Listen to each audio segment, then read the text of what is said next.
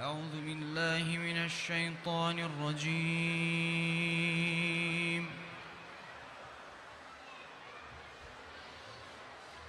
بسم الله الرحمن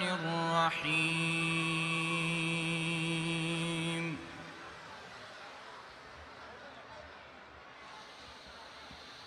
ما كان على النبي من حرج فيما فرض الله له،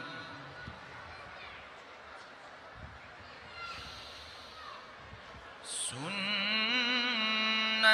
الله في الذين خلوا من قبل، وكان أمر الله قدرا مقدورا.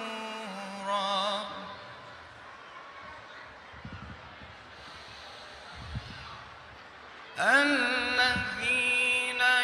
يبلغون رسالات الله ويخشونه ولا يخشون أحدا إلا الله،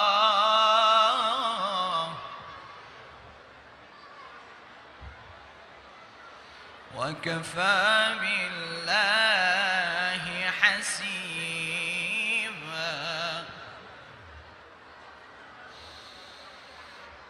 ما كان محمد أبا أحد من رجالكم،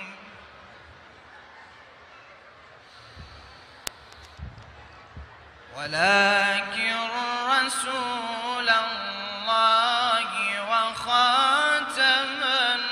النبيين، وكان الله بكل شيء عليما. يا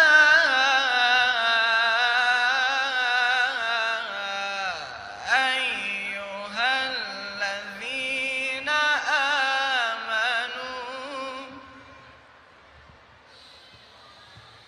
اذكروا الله ذكرا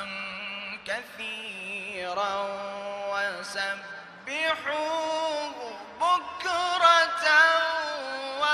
وأصيلا. هو الذي يصلي عليكم، هو الذي يصلي عليكم وملائكته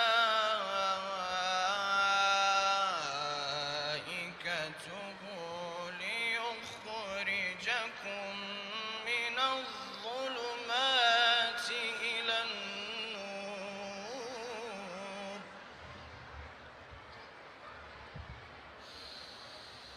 وكان بالمؤمنين رحيما. تحيتهم يوم يلقونه سلام، وأعد لهم أجرا كريما. تحيتهم يوم يلقونه سلام، وأعد لهم أجرا كريما. صدق الله العظيم.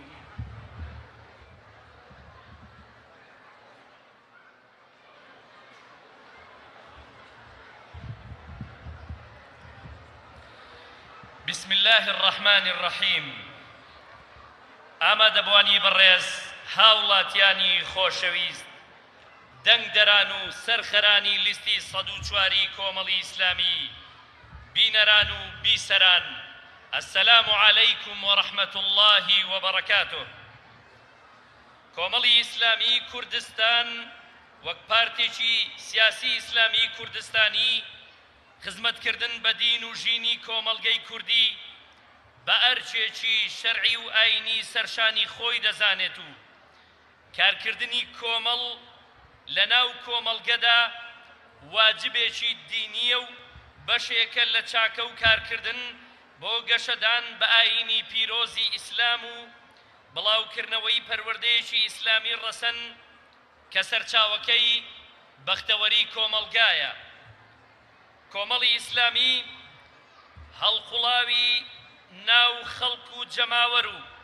تێکەڵ بە ئازار و ناڕەحەتیەکانی خەڵکی کوردستان بووە. هەمیشە هەوێنی یەکڕیزی و تەبایی سیاسی بووە لە پێناو بەرژەوەندی گشتی و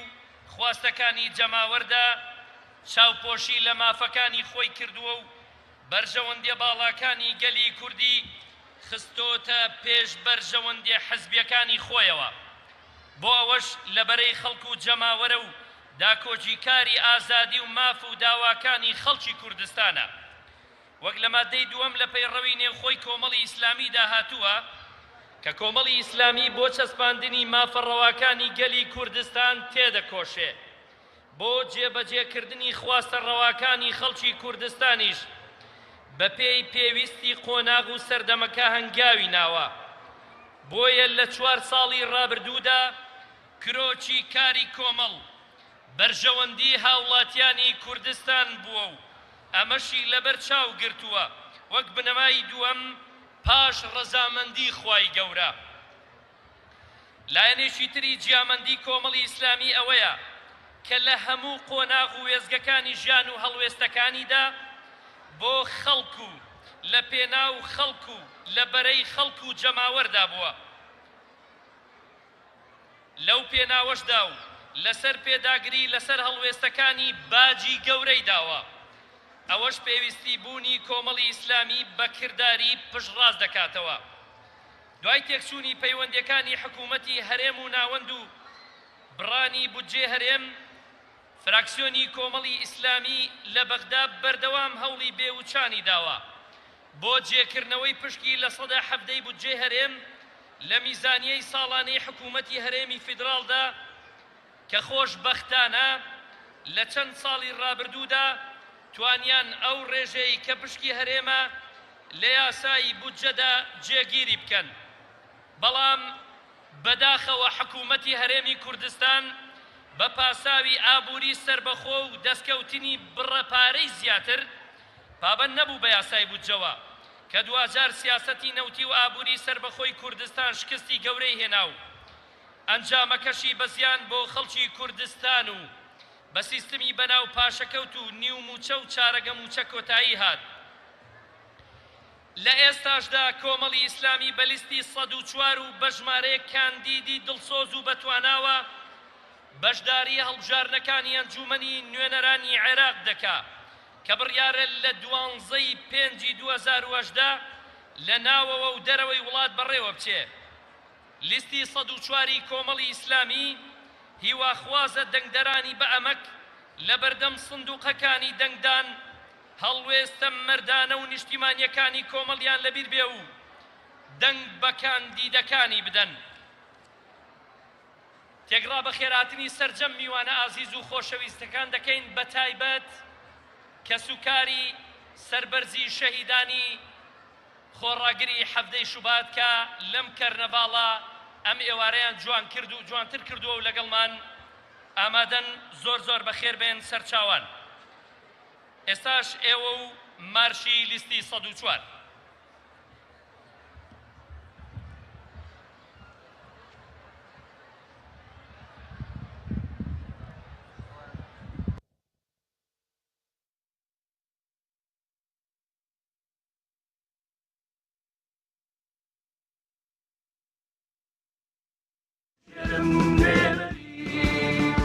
ڕاستەقینەی پەرلەمان دەمدەدەم بە سەوت چوار لیستی ڕاستی و دڵگەری کاروانی سەفەری ڕێم بۆ دنیای بەختەوەری دەمدەدەم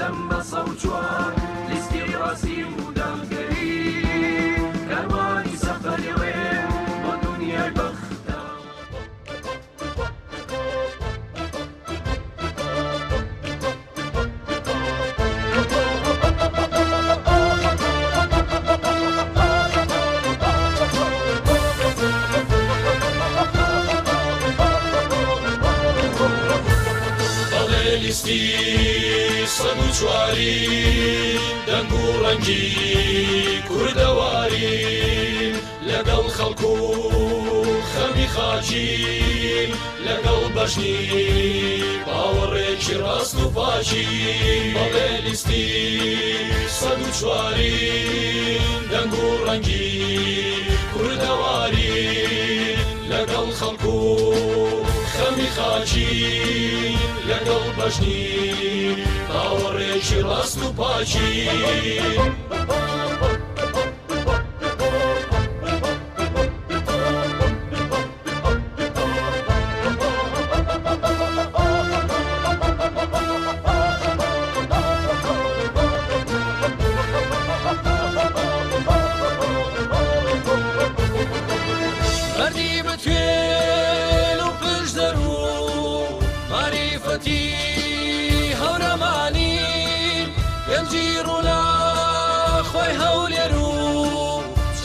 سەوزی بادینانین گەروی گەرمیانی شۆڕش و پەیامی پێکەوە ژیانی ڕۆحی سەرکاشی ئازادی و سەهەندی سەر کوردستانی گەروی گەرمیانی شۆڕش و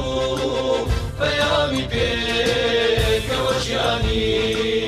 ڕۆحی سەرکاشی ئازادی سەهەندی سەر کوردستانی لە شوێنی کامەری کورد و وەرسی داد و دادپەروەرین بەڵێ ئێمە 104 دەنگ و ڕەنگی کوردەوارین ئێمانەوە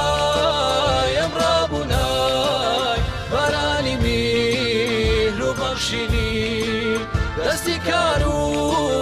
کرێکارین هێز و هیوای دین و ژینین ئێمانەوەی ئەمڕابوونای بەرانی میر و بەخشینین دەستی کار و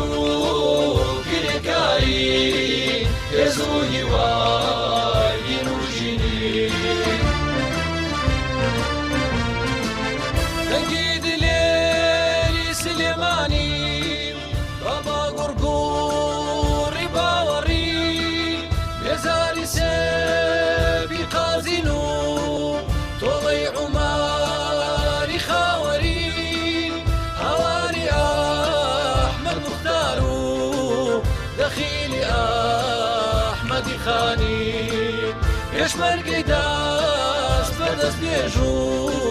خەنجارەکەی مەحموود خانی هاواری ئەحمەد موختار و دەخیلی ئەحمەدی خانی پێشمەرگەی دەست بەدەست بێژ و خەنجارەکەی مەحموود خانی بەڵێستی 104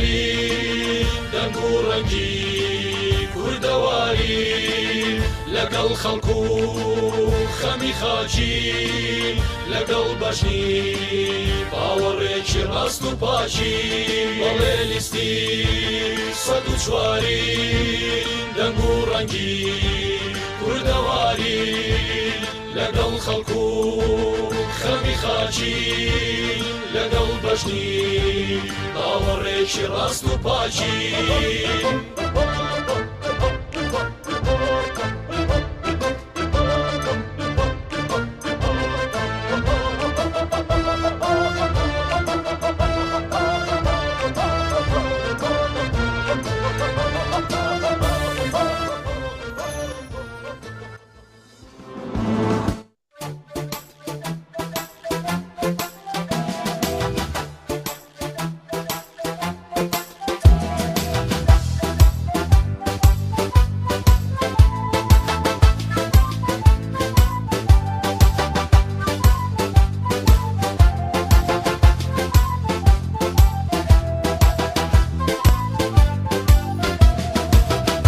کۆمەڵی ئیسلامی کوردستانم خاوەن خەرمانی سەروەری و داستانم شنەی شەماڵی گەرمیان و کوێستانم ڕەنگی خاکێ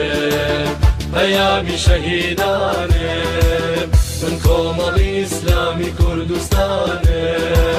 خاوەن فەرمانی سەروەری و داستانێ شنەی شەماڵی گەرمیان و کوێستانێ ڕێکی خاکێ پەیامی شەهیدانێ پاسیان دەکەین ئەگەر یارمەتیمان بدەن و هاوکاریمان بکەن. ڕاستەقینەی پەرلەمان دەمەدەم بە سەو چوار لیستی ڕاستی و دەڵگەری کاروانی سەفەری وێ بۆ دنیای بەختەوەری دەمەدەم بە پێشوازی لە کاندیدە بەڕێزەکان دەکەین. سەرەتاش پاڵێوراوانی لیستی 104 کۆمەڵی ئیسلامی پارێزگای هەولێر زانا سەعید خزر سوڵتان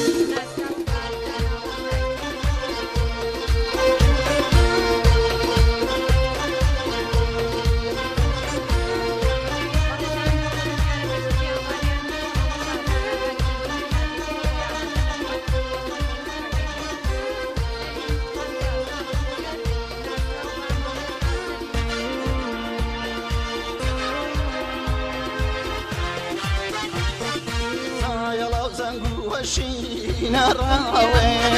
بدا قوت وقولي خونش شاكراوي زايلا وزنقوشي نراوي بدا قوت وقولي خونش شاكراوي بدا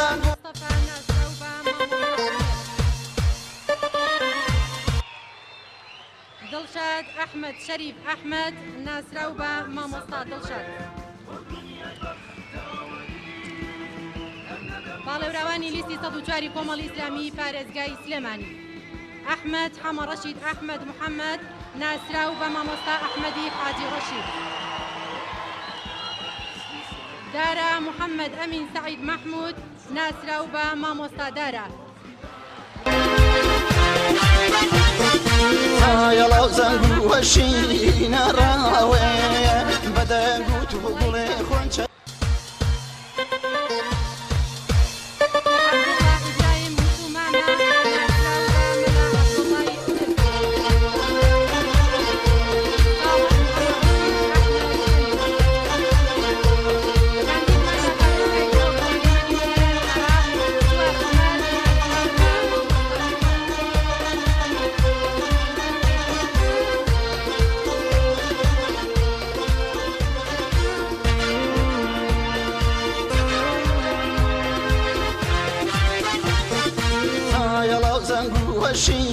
نراوي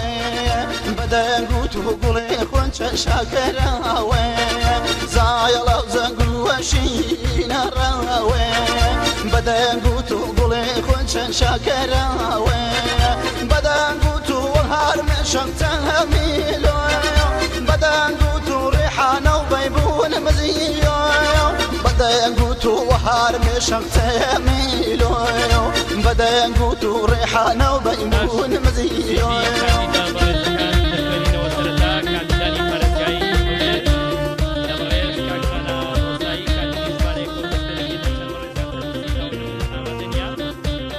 زانا ڕۆستایی لیستی کۆمەڵی ئیسلامی کوردستان ژمارە 104 بۆ ئەنجومەنی نوێنەران لە پارێزگای هەولێر. ساڵی 1969 لە گوندی ڕۆز لە ناوچەی باڵەکایەتی لەدایک بووە. بڕوانامەی بەکەلەروێز لە یاسا ساڵی 1991 لە زانکۆی سەلاحەدین بەدەستێناوە. خێزاندارە و خاوەنی دوو کوڕ و سێ کچە. لە ساڵی 1988 لەگەڵ ڕێخستنە ئیسلامیەکانی شاری هەولێر دەستی بەکاری سیاسی کردووە. لەبەر لێهاتووی و چالەچەکانی لەناو بزوتنەوەی ئیسلامی لە تەمەنی 28 ساڵیدا لە کۆنگرەی 1997 بە ئەندامی سەرکردایەتی هەڵبژێررا تا کۆنگرەی دووەمی کۆمەڵی ئیسلامی ساڵی 2010 بۆ ماوەی 13 ساڵ ئەندامی سەرکردایەتی بوو پاشان چیتر خۆی کاندید نەکردەوە. ئەندامێکی چالاکی خولی دووەمی پەرلەمانی کوردستان بوو لە ساڵانی 2005 دا 2008 لە لیژنەی یاسایی و لیژنەی مافی مرۆڤ و لیژنەی نووسینەوەی دەستوری هەرێمی کوردستان ڕۆڵی باڵایی بینیوە. چەندین جار ئەندامی شاندی کوردستانی بووە بۆ گفتوگۆ لەگەڵ بەغدا. بەشداری ژمارەی کۆنگرە و کۆنفرانسی نێودوڵەتی کردووە لە وڵاتەکانی ئوردون و تورکیا و مالیزیا و بەلژیکا و ئەڵمانیا و بریتانیا و سەنیگال. ئەندامی خولی سێمی ئەنجومەنی نوێنەرانی عێراق بووە 2014 تا 2018 لە لیژنەی یاسایی ڕۆڵێکی کاریگەری هەبوو لە داڕشتنی یاساکان لەوانە یاسای لێبوردنی گشتی و یاسای داواکاری گشتی. دەنگێکی بیستراوی ناوهۆڵی پەرلەمان بووە لە گفتوگۆی یاساکان و بەرگری لە مافی هاوڵاتیان. چەندین پرۆژە یاسایی پێشکەش کردووە، گرنگترینیان پرۆژە یاسایی ئەو سامانەت لەکوێ هێنا.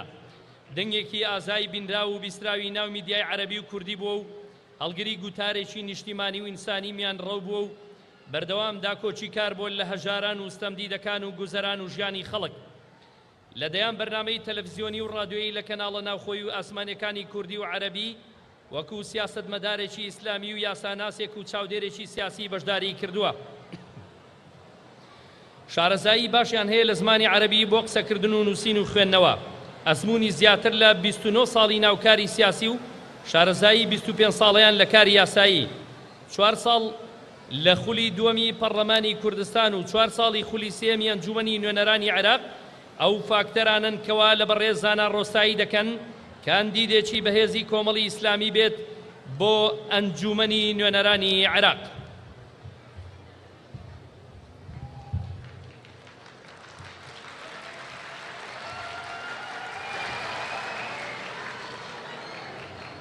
کاندیدی دووەمی کۆمەڵی ئیسلامی بۆ پارێزگای هەولێر یان لە پارێزگای هەولێر بۆ ئەنجومەنی نوێنەرانی عێراق مامۆستا سەلیم شوشکەیی لە ماوەی 4 ساڵی کاری پەرلەمانیدا.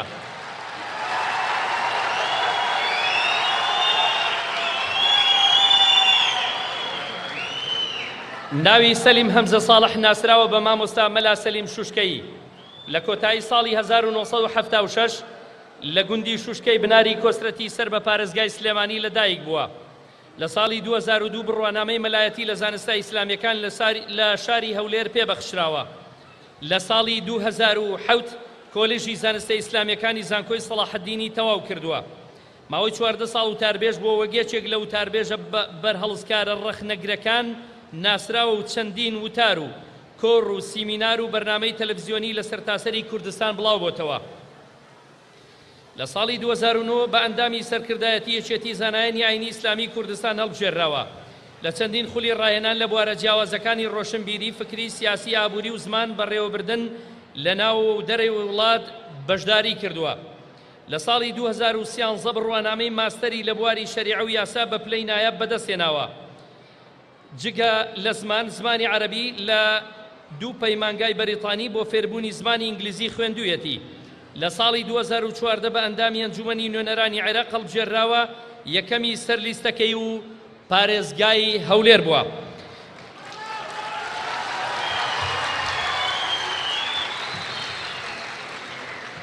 لەبەر وتاری ڕەخنەگرانەی لە دەسەڵاتدارانی گەندەڵکار و بەرگری لە چەوساوان و مافخراوان لە یەکی 2016 بە بڕیارێکی سیاسی نایاسایی لە وتار خوێندنەوە دوور خراوەتەوە. لە ماوەی 4 ساڵی پەرلەمانی ڕۆڵی هەبووە لە چەندین پرۆژە. چەند نمونەیەک لە پرۆژەکان ئاماژە پێکراون، لە ئێستاشدا پاڵێوراوە لە لیستی 104 کۆمەڵی ئیسلامی کوردستان کاندیدی ژمارە 2 لە بازنەی پارێزگای هەولێر.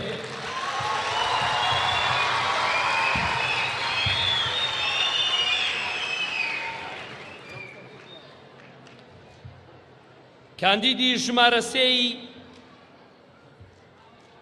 کۆمەڵی ئیسلامی لە سنووری پارێزگای هەولێر بۆ ئەنجومەنی نوێنەرانی عێراق بەڕێز قمریە شێخ محەممەد بەرزنجی.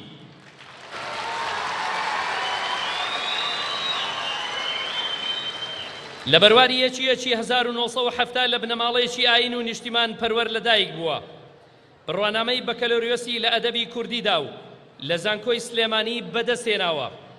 بڕوانامەی ماستەری لە ئەدەبی بەراوردا و لە زانکۆی سانت کلیمنسی بەریتانی لە سلێمانی بەدەستێناوە. ماوەی زیاتر لە 24 ساڵە لە قۆناغەکانی ناوەندی و دواناوەندیدا مامۆستا بووە. دامەزرێنەر و ئەندامی گروپی ئاشتی ژنانی سەرکردەیە لە کوردستان. ئەندامی کۆمیتێ ئامادەکاری کۆنگرەی نێونەتەوەی ژنانی کووردە لە هەر 4 پارچەی کوردستان. شارەزایە لە کاروباری سیاسی و دیبلۆماسی و دامەزراوەی و مافەکانی مرۆڤ. شارەزایی هەیە لە زمانەکانی عەرەبی و فارسیدا. بەشداری کردووە لەدایان کۆنگرە و کۆنفرانسی تایبەت بە پرسە سیاسی و کۆمەڵایەتی و پەروەردەییەکان لە ڕۆژی 8 مارسی 2010دا و لەلایەن ڕێکخراوی دابین بۆ گەشەپێدانی دیموکراسی و مافی مرۆڤەوە خەڵاتی ژنانی سیمبولی پێبەخشراوە. بەرپرسی ئەکادیمیای ڕاهێنان و گەشەپێدانی کۆمەڵی ئیسلامی بووە. ئەندامی سەرکردایەتی کۆمەڵی ئیسلامی کوردستانە لە ئێستادا بەرپرسی ناوەندی خوشکان و سکرتێرەی ڕێکخراوی خوشکانی ئیسلامی کوردستانە.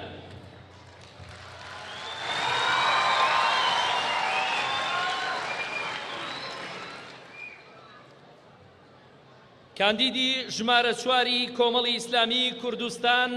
لە سنووری پارێزگای هەولێر بۆ ئەنجومەنی نوێنەرانی عێراق ئومێد مستەفا عەبدوڵڵا لەدایکبووی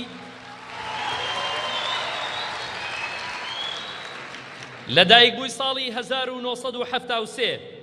سەرۆکی دەستەی شەرعی لە بانکی ئیسلامی بەرپرسی ناوەندی ڕاهێنان و گەشەپێدانی کۆمەڵی ئیسلامی بەکالۆریۆس لە کۆلێژی شەریعە و خوێندنی ئیسلامی لە زانکۆی سەلاحەدین بۆ ساڵی 2003 ماستەر لە ڕۆشنبیری ئیسلامی لە زانکۆی ئەلجنان لوبنان بۆ ساڵی 2014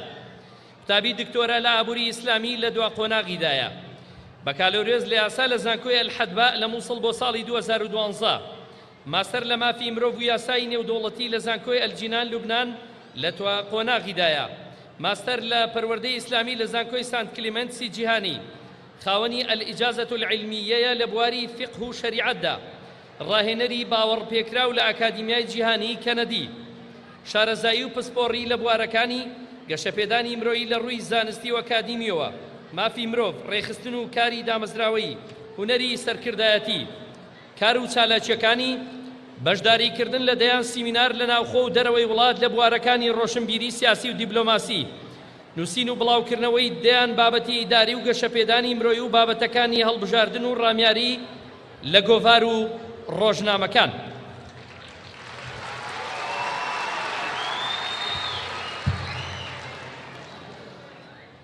کاندیدی ژمارە 5 کۆمەڵی ئیسلامی کوردستان لە سنووری پارێزگای هەولێر بۆ ئەنجومەنی نوێنەرانی عێراق لیستی ژمارە 104 بەڕێز دڵشاد ئەحمەد شەریف.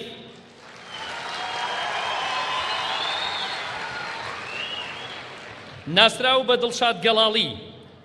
لە ساڵی 1969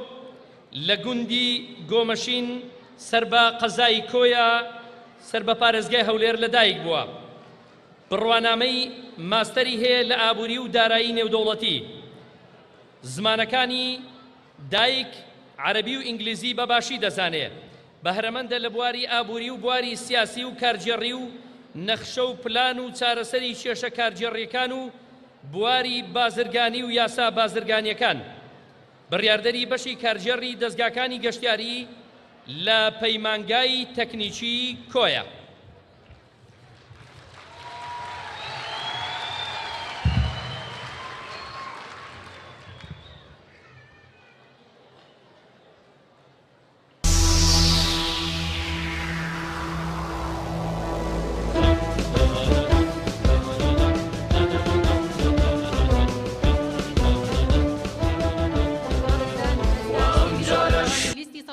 کۆمەڵی ئیسلامی پارێزگای سلێمانی دەخوێنینەوە. کاندیدی ژمارە 1 ئەحمەد حەمەڕەشید ئەحمەد محەممەد ناسراو بە ئەحمەدی حاجی ڕەشید دەرچووی زانکۆی مووسڵ کۆلێژی زانست بەشی بیرکاری و ئامار ساڵی 1990 بۆ 1991 دەرچووی پەیمانگای عەبدولعەزیز بۆ زانستە شەڕعیەکان لە هەڵەبجە دەرچووی زانکۆی گەشەپێدانی مرۆیی کۆلێژی کارگێڕی و ئابووری بەشی زانستی دارایی و بانک ئەکادیمیای نێودەوڵەتی بۆ ڕاهێنانی تاکەکەسی و پەرەپێدانی سەرکردایەتی پلانی تاکەکەسی پەیمانگای حوکەمەی کەنەدی کارگێڕی و دارایی لە سیستەمەکانی فیدراڵی پرۆژەی کارگێڕی خۆجێیی لە عێراق ڕێکخراوی یوسایدی ئەمریکی ئەندامی ئەنجومەنی پارێزگای سلێمانی و سەرۆکی لیژنەی ئابووری لە ساڵانی 2005 تا 2014 ئەندامی ئەنجومەنی نوێنەرانی عێراق و بڕیاردەری لیژنەی دارایی لە ساڵانی 2015 تا ئێستا پسپۆڕی و بەهرەمەندی لە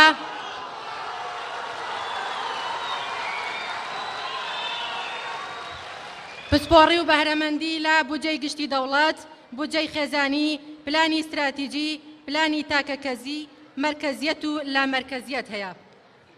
بەشداریکردن لە سەدان بەرنامەی ئابووری لە کەناڵە ئاسمانی و جیهانیەکان، بڵاوکردنەوەی وتارنووسین لە بواری ئابووری و ئامار لە ڕۆژنامە و گۆڤارەکان، بڵاوکردنەوەی بەحس و لێکۆڵینەوەی ئەکادیمی و زانستی.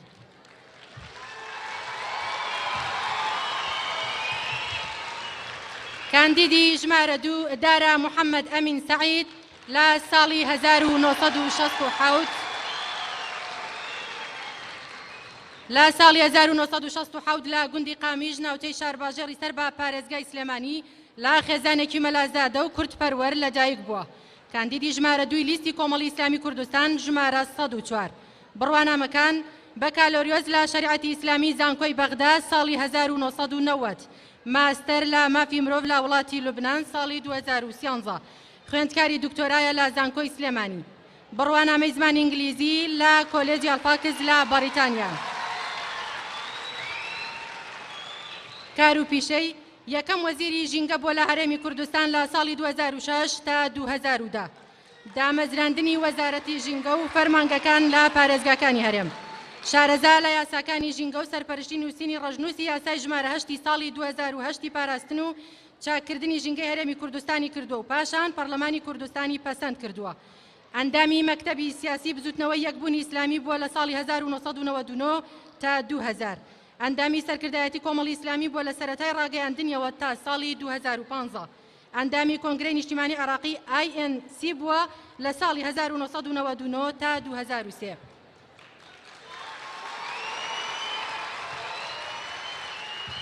لە ساڵی 2003 لەگەڵ ئەمیری کۆمەڵی ئیسلامی لەلایەن هێزەکانی ئەمریکا دەستگیر کراوە و بۆ ماوەی 11 مانگ زیندانی کراوە. بەشداری دەیان کۆنفرانسی نێودەوڵەتی کردووە لە بوارەکانی سیاسەت و بەڕێوەبردن و ژینگە و پلانی استراتیجی لە وڵاتەکانی ئەمریکا و کۆریای باشوور و ئەڵمانیا و لاتیڤیا و ئوردن و سوید و مالیزیا و سریلانکا و کەمبۆدیا و فەڕەنسا و کینیا و تونس و مەغریب و چەندین وڵاتانی دیکە، نووسینی چەندین بابەت و وتاری جۆرەجۆر لە ڕۆژنامە و گۆڤارەکانی کوردستان و عێراق. جگە لە زمانی شیرینی دایک، شارەزایی هەیە لە زمانەکانی عەرەبی و فارسی و ئینگلیزی، ئەزموونی 30 ساڵ کاری ئیسلامی و سیاسی و دیبلۆماسی و بەڕێوەبردن.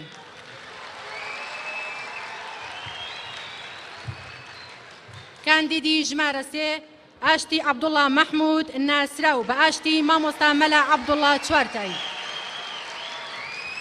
لەدایک بووی ساڵی 1970 سلێمانی، بەکالۆریەز لە کۆلێجی کارگێڕی و ئابووری بەشی ئابووری 2003 بۆ 2004، پەیمانگای زانستە ئیسلامیەکان فاتمەت الزەهرا 2008، پیشەی ئێستای توێژەری پێشکەوتوو لە زانکۆی سلێمانی لە کۆلێجی کارگێڕی و ئابووری، بەرپرسی خوشکانی دەستگای ڕۆشنبیری نووری حکمە لە لقی سلێمانی، زمانەکانی عەرەبی و ئینگلیزی بەباشی دەزانێت.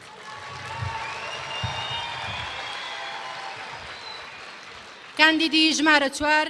عەبدوڵڵا ئیبراهیم وسوو ناسراو بە مەلا عەبدوڵڵای جەلکی. لە ساڵی 1979 لە ڕانیە لەدایک بووە، بەکالۆریۆز لە شەریعە 2008 بۆ 2009، ماستەر لە فیکری ئیسلامی 2016، بڕوانامەی لە زانستی میرات، بڕوانامە لە مقدمەی ابن الجەزەری، بڕوانامەی زانستی مەلایەتی لە 29 دەی 1998، بڕوانامەی بەشداری لە خولی منەظەمەتون ئەستەمبول للثەقافەتی والعلوم، بەڕێوەبەری ئامادەی عەبدوڵڵای کوڕی عومەر، پێشنوێژ و وتار خوێن لە مزگەوتی ئەبوبەکری سەدیق حاجیاوە، لێپرسراوی لقی زانایانی بتوێن پشدەری زانایان، لێپرسراوی لقی ڕاپەڕینی زانایان، ئەندامی مەکتەبی زانایانی کۆمەڵی ئیسلامی، شارەزایی و لێهاتووی لە بوارەکانی، زانستی فەرموودە، بەڕێوەبردن،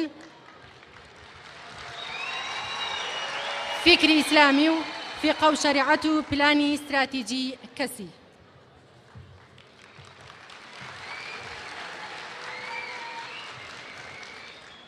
کاندیدی ژمارە 5 ساڵح حەمە ڕەشید ئەحمەد ئەمین. لە ساڵی 1970 لە پارێزگای سلێمانی قەزای چەمچەماڵ لەدایک بووە، زمانەکانی عەرەبی و ئینگلیزی و فارسی بەباشی دەزانێت. دەرچووی پەیمانگای تەکنیکی سلێمانی بەشی تیژک 2000 بۆ 2001،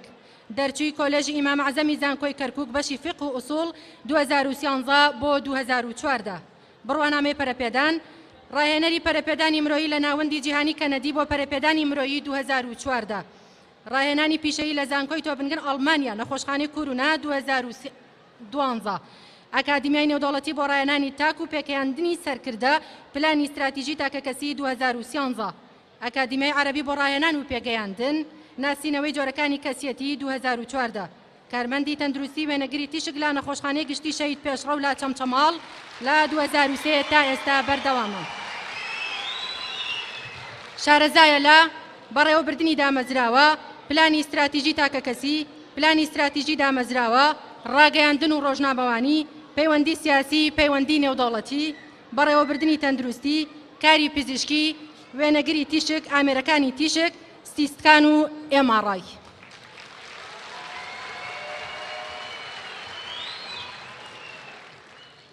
کاندیدی پارێزگای دهۆک مامۆستا سوار عومەر کاندیدی ژمارە یەک لیستی کۆمەڵی ئیسلامی کوردستان پارێزگای دهۆک. سوار عومەر عەبدولکەریم لەدایکبووی 1984 ئەم بڕوانامانەی بەدەستێناوە. ماستەر بە بیرروباوەڕی ئیسلامی لە زانکۆی ئەلقورئان الکەریم وەلدیراسات الئیسلامیە لە وڵاتی سوودان بە پلەی نایاب. بەکالۆریۆس لە کۆلێژی زانستەی ئیسلامیەکان لە زانکۆی سەلاحەدین لە هەولێر. دیبلۆم لە گەشەپێدانی مرۆیی NLPدا. هەڵگری بڕوانامەی وەرزشیە لە بواری کیمبۆکسدا. بەشداری کردووە لە چەندین خولی ناوخۆیی و دەرەوەی وڵات لە بواری سیاسی و پەروەردە و بانگەوازی و ڕێکخراوەیی و گەشەپێدانی مرۆیی. وتاربێژ بووە لە چەندین مزگەوت بە خۆبەخشی. شارەزایە لە بوارەکانی پەروەردە و بانگەواز و سیاست و وەرزشدا جگە لە زمانی دایک زمانی عەرەبی بەنووسین و بە قسە دەزانێت. کارگێڕی بانگەواز و پەروەردە لە ئەنجومەنی ئامێدی.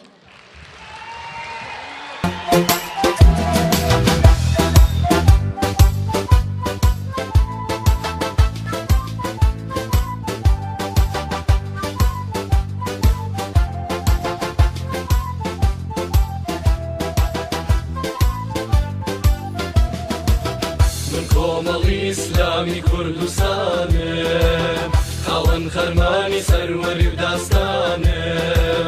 شنەی شەماڵی گەرمیان و کوێستانم لێرەوە ڕەنگی خەکم پەیامی شەهیدانم من کۆمەڵی ئیسلامی کوردستانم خاوەن خەرمانی سەروەری و داستانم شنەی شەماڵی گەرمیان و کوێستانم پەیامی شەهیدانێ کوردستان لە دەهۆکی دەلالەوە تا شارەکەی کاک ئەحمەد و پیا و خاسانەوە. ئەمڕۆ لێرەوە لە پاڵ گۆی ژەو بە تەنیشتی منارەوە سڵاوی خۆمان دەکەینە دەستپێکی بە باوەڕ و لەو جۆش و خۆشم بەهێزی بیر و باز و هەست و هۆشم بە دڵسۆزی و بە خەمخۆری و پەرۆشم لە پێنەودادگەریدا تێدەکۆشم دژی زۆرداری و گەندەڵی دەوەستم پەیمان لەگەڵ خۆدا و میللەت دەبەستم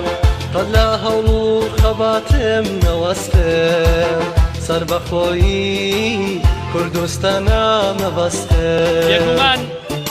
دەبێ ئەمڕۆ لێرەوە بە جۆش و خرۆشەوە بیسەلمێنین کە دەمانەوێت وەکو چۆن لە ڕابردوو خاوەنی پیاوی مەرد بووین سەرکردەکەمان مەردە.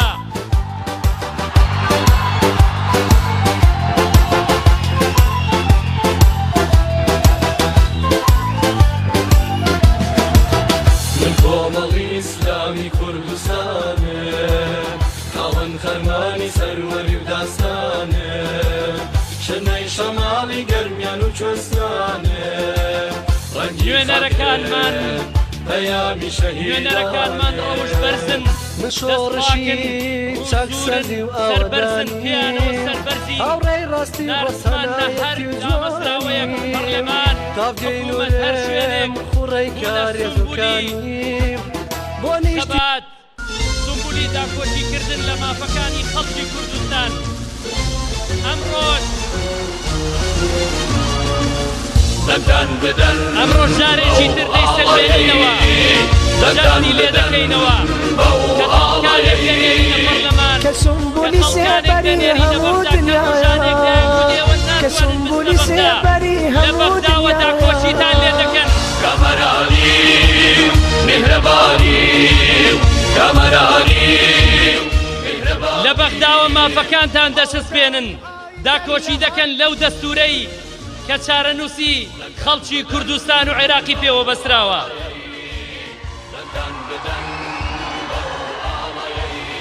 بەڕێزان ئێستاش وەکو ڕێزێک کاندیدانی لیستی 104 کۆمەڵی ئیسلامی لە بەردی دەمی ئێوەدا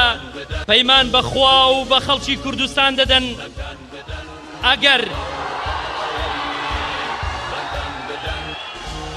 ئەگەر متمانەی خەڵکی کوردستانیان بەدەستێنا ببنە ئەو کەسە دەستپاکەی ئەو ئەمیندارەی کە مافەکانی خەڵکی کوردستان دەپارێزن وەکو ڕێزێک داوا لە بەڕێستان دەکەین هەمووتان هەڵتنە سەرتێ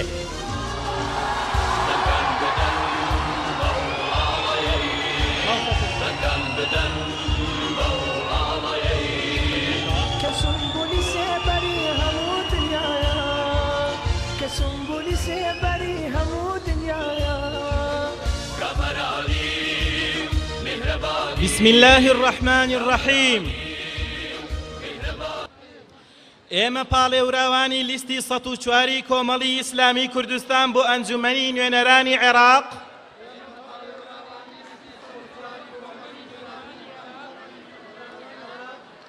بەڵێن دەدەین کە نوێنەرێکی دەستپاک بین ڕاستگۆ بین لەگەڵ خەڵکی کوردستان بۆ داکۆکیکردن لە مافە شەرعی و دەستوریەکان و شایستە داراییەکان و داواڕاوەیەکانی خەڵکی هەرێمی کوردستان وەسەلام عەلەیکم چاوەڕێی مفاجعەی گەورە بن ئینشاءالله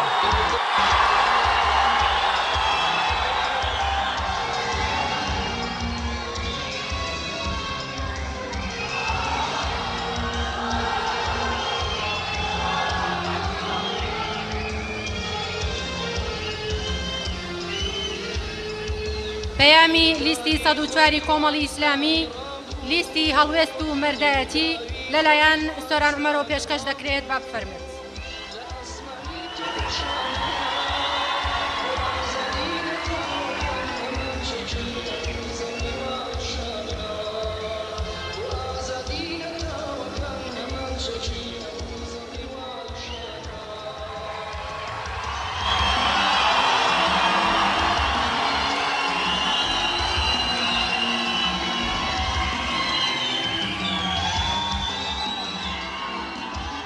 سڵاوی خوای پەروەردگارتان لێبێ. بسم الله الرحمن الرحیم. پەیامی لیستی کۆمەڵی ئیسلامی کوردستان ژمارە 104 بۆ هەڵبژاردنی ئەنجومەنی نوێنەرانی عێراق. هاو نیشتیمانیانی بەڕێز دەنگدەرانی خۆشەویست،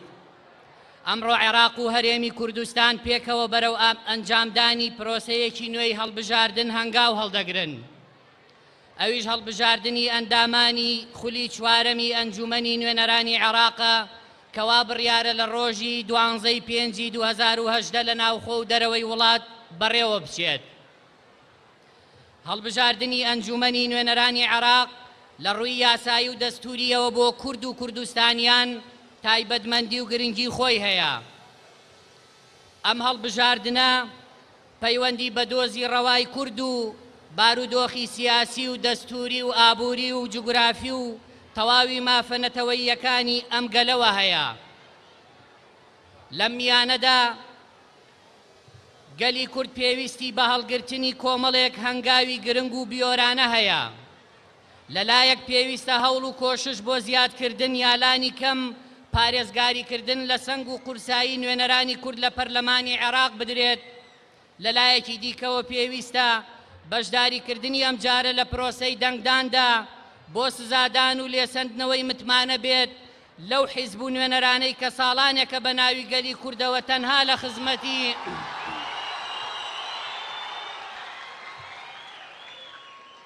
پێویستە بەشداریکردنی ئەم جارە لە پرۆسەی دەنگدانە بۆ سزادان و لێسەندنەوەی متمانە بێ لەو حیزب و نوێنەرانەی کە ساڵانێکە بە ناوی گەلی کوردەوە تەنها لە خزمەتی بەرژەوەندی تاکی و حیزبی و بنەماڵەیی دابوون و دوور لە ئەجێندای نیشتیمانی کاریان کردووە. بۆ ئەوەش پێویستمان بەوە هەیە کە بەشداری کارا و گەرم و گوڕ لە پرۆسەی هەڵبژاردندا بکەین و هیچ پڕوپاگەندەیەکی سیاسی و دەرونی هێزە شکست خوارد و ستەمکارەکان ساردمان نەکاتەوە. دەنگدەرانی ئازیز، هەڵبژاردننی ئەم جارەی ئەنجومەنی نوێنەرانی عێراق لە ساتە وەختێکدا بەڕێوە دەچێت کە گەلی کورد بەهۆی سیاسەت و بەرژەوەندیە نادروستەکانی دەسەڵاتدارانی هەرێمی کوردستان و سیاسەتی شکست خواردووی بەناو ئابووری سربەخۆوە نیوەی خاکی کوردستانیان و بەشێکی زۆری دەسەڵاتە سیاسیەکانی لەسەر ئاستی عێراق لەدەستداوە. دەسەڵاتدارانی کوردستان بەهۆی نادیدەگرتنی پێشنیاز و دڵسۆزیەکانی کۆمەڵی ئیسلامی کوردستان بە تایبەت لە بابەتی هەستیار و چارە نووسازی وەک ڕیفراندۆمە دۆزی ڕەوای کوردیان گەڕاندەوە چوارگۆشەی یەکەم. خوێن و قوربانیدانی هێزی پێشمەرگەی کوردستانیان لە شەڕی دژ بە داعش بە فیڕۆدا و هەرزان فرۆشیشیان کرد. نەهامەتیەکان و باریگرانی سەرشانی ئەم گەلەیان لە ڕووەکانی ئابووری و دارایی و چەندین بواری ترەوە چەند بەرامبەر کرد. هەر بۆیە بە ئەرکی سەرشانی خۆمانی دەزانین کە بەو پەڕی توانامانەوە کار بۆ سازکردنی زەمینەیەکی لەبار و گونجاو بکەین تا هەنگاو بە هەنگاو لە بەدەستهێنانەوەی مافە یاسایی و داراییەکانتان نزیک دەبینەوە. بێگومان ئەو کارەش پێویستی بە کەسانێک هەیە کە لەگەڵ خەڵک و خوددا ڕاست بکەن و بەرژەوەندی و پلە و پایە فریویان نەدات. هەموو ئەوانش بە دڵنیاییەوە لە ستراتیژ و سیاسەتی کۆمەڵی ئیسلامی کوردستاندا بوونی هەیە. کۆمەڵی ئیسلامی کوردستان هەرزوو ئەوەی زانی کە هێزەکانی دەسەڵاتی پاوانکار لە هەرێمی کوردستان ناتوانن لە بەغدا نوێنەرایەتیەکی دڵسۆزانە و ڕاستەقینەی دەنگدەرانی هەرێمی کوردستان و تەواوی ناوچە کوردستانیەکانی دەرەوەی هەرێم بکەن. ناتوانن پەیوەندی دروست و تەندروست بۆ دامەزراوەییکردن لەگەڵ بۆ بە دامەزراوەییکردنی حکومڕانی و پەیوەندی تەندروست لەگەڵ پێکهاتە و هێزە سیاسیەکانی دیکەی عێراق بۆ بەرژەوەندی گەلی کوردستان دروست بکەن.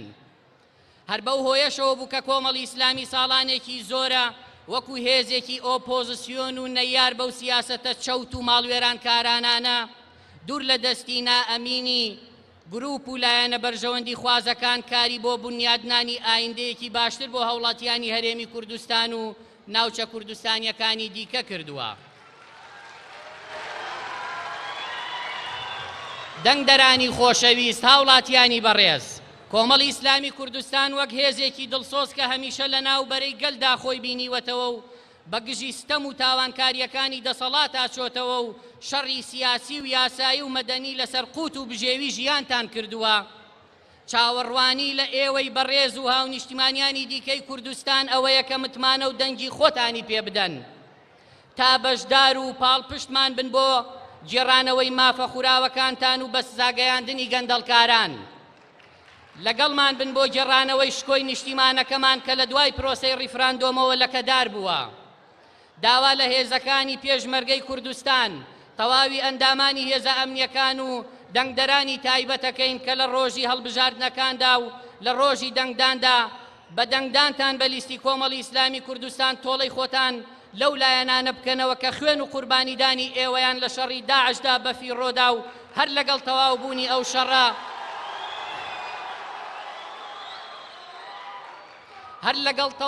ئەو شەڕە ستەمی موچەیان لەسەر ئێوە زیاد کرد و لە هەموو بەڵێن و پەیمانەکانیان بەرامبەر پێشمەرگە و قوربانیدانی خانەوادەی شەهیدان پاشگەز بوونەوە. کۆمەڵی ئیسلامی پەیمانتان پێدەدا کە لەسەر سیاسەت و هەڵوێستەکانی ڕابردووی بۆ خزمەتی ئێوە بەردەوامە بێت. دەیەوێت لە دوای ئەو بێهیوایەی باڵی کێشاوە بەسەر کوردستاندا هیواتان بۆ دروست بکاتەوە. لە دوای ئەو بێ متمانەیەی دەسەڵات دروستی کردووە متمانەتان بۆ بنیاد بنێتەوە. لە دوای ڕەشبینی گەشتبینیتان بۆ بگەڕێنێتەوە هەمیشە و هەردەم سەرکەوت و سەرفراز بن. لیستی کۆمەڵی ئیسلامی کوردستان ژمارە 104.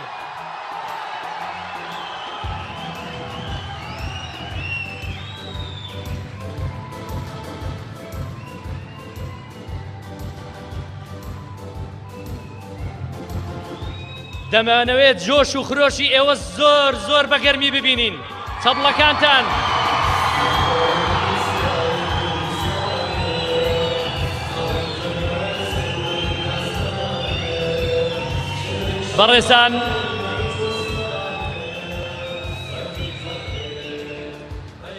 بەڕێزان ئێستاش باوکی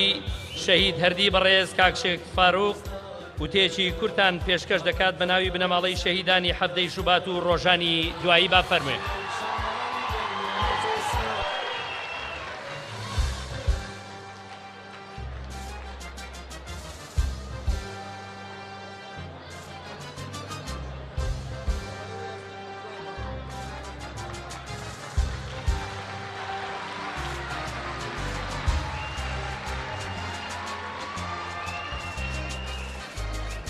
بە ناوی خوای گەورە و میهرەبان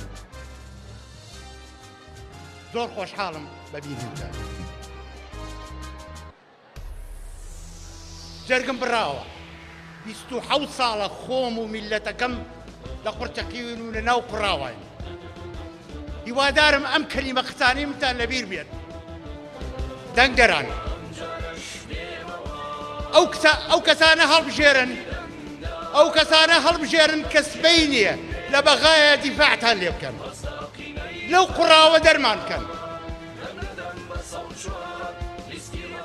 ڕەحمەتتان لێ بێ کەس خزمێرە نەکا، ئەو کەسە بنێرن کە بوێر بێت، زانا بێت، دانا بێت.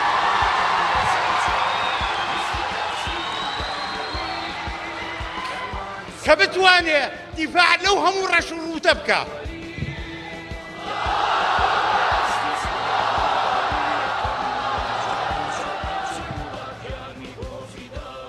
بۆ ئەوەی سبەینێ کە من چاودێرم و ئێوەش چاودێرە بن بەسەریانەوە، ئەوانەی کە ناردوومانن بۆ بەغا کە شەرمان بۆ بکەن، لەم قوڕاوە ڕزگارمان بکەن. ئەو وەختە من جارێ قازاتەکەم، حیزبەکەی خۆیان 2 جار قازاتەکە. لەبەر ئەوەی بۆ 4 ساڵی ئایندەیان داوەنی کەزیاکە. هیوادارم ئەو کەسانە هەڵبژێرن کە جێی متمانەی خەڵک بێت، بتوانن دیفاعتان لێ بکەن، بتوانن شەرتان لەگەڵ بکەن، لەدەست ئەم گەندەڵانە ڕزگارتان کەن. بتوانن لەدەست ئەم گەندەڵانە ڕزگارتان کەن، بتوانن لەدەست ئەم گەندەڵانە ڕزگارتان کەن.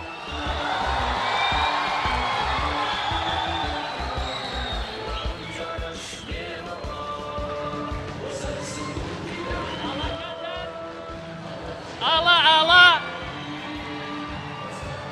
دان ئاڵاکانتان دەم بە سەوچوار لیستی ڕاستی و دەڵگەری کاروانی سەفەرەوێ. ئاڵاکانتان بەرزتر، جوانتر، شەکاوەتر.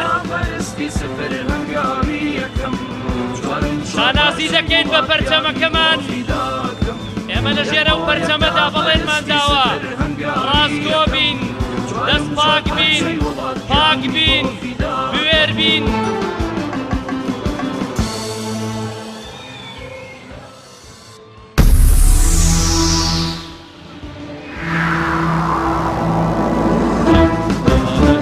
لە شەهید و بریندار کردین بە ناحەق، ئاراممان گرت، ئەمیریان لەبەر چاومان هەڵگرت، نەیان زانی ئێمە لە ناو دڵماندا ئەمیرەکەمان هەڵگرتووە.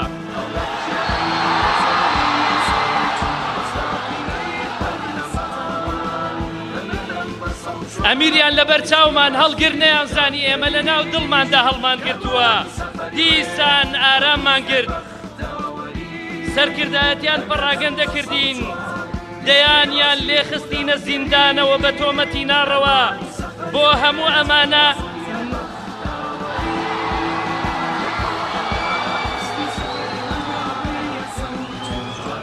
بۆ هەموو ئەمانە نەک دڵنەوەیان نەکردین بەلاقرتێوە توانجی ناسیاسی بوون و نەشارەزاییان خستە پاڵمان بەس ئەمیرەکەمان وا پەروەردەی کردوین هەرچەندە ئێمە مەزڵومین کارێک ناکەین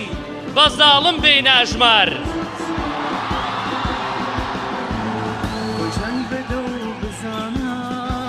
هەڵبژاردن هاتە پێشەوە لە ساڵی 2005 سەرمان کرد بە ماڵی هەمووان یار و نەیار هاوفکر و دش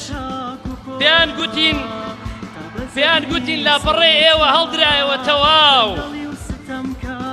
بەشداری هەڵبژاردنمان کرد پەرلەمانتارمان ناردە بەغدا ئەم جارە ئێمە لاپەڕەمان هەڵدایەوە لە پێناوی نیشتیمان و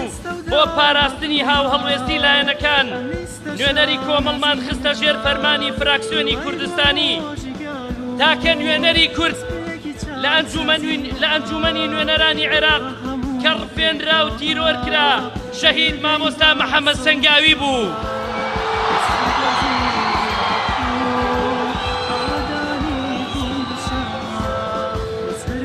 لە دواخولی ئەنجومەنی نوێنەران سێ ئەنداممان هەبوو توانیمان سێ ئەندام بەدەنجی هاوڵاتیانی کوردستان بنێرینە بەغدا بۆ داکۆچی لە مافی خەڵکی کوردستان ئەو سێ ئەندامەمان لە لیژنەی دارایی بارتەقای نەتەوەیەک هەوڵیاندا فراکسیۆنەکەمان بارتەقای گەورەترین فراکسیۆنی دیکەی کوردستانی هەوڵیدا بۆ مافەڕەواکانی خەڵکی کوردستان دەزانن بۆ چونکە خەمیان خەمی خاک و داکۆچیان لە مافەڕەواکانی گەلەکەمان بوو بێوچان کاریان کرد و تێکۆشان ئەو قسانەشی دەیڵێن بە شاهیدی خەڵکی کوردستان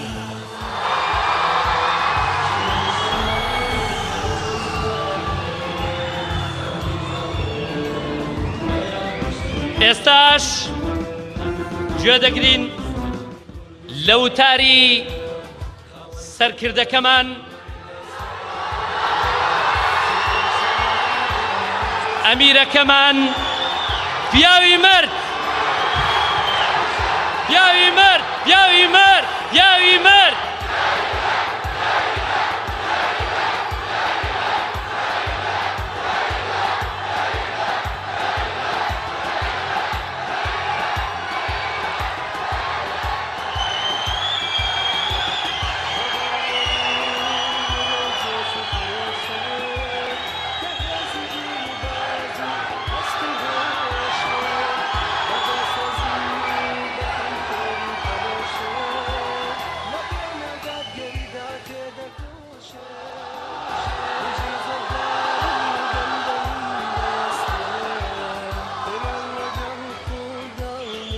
بسم الله الرحمن الرحيم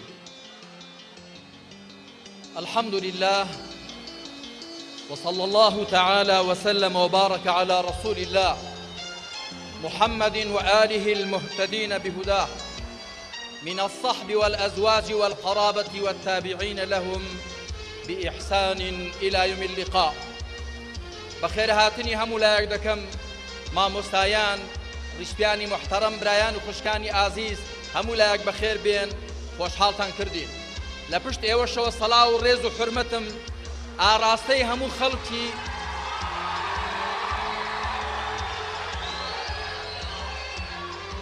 سەڵاو و ڕێز و حورمەت و پێزانین ئاراستەی هەموو خەڵک و جەماوەری کوردستان دەکەم چ لە نێوخۆی هەرێمی کوردستان ناوچەکانی دەرەوە لە تاراو گەشت بەڕێزان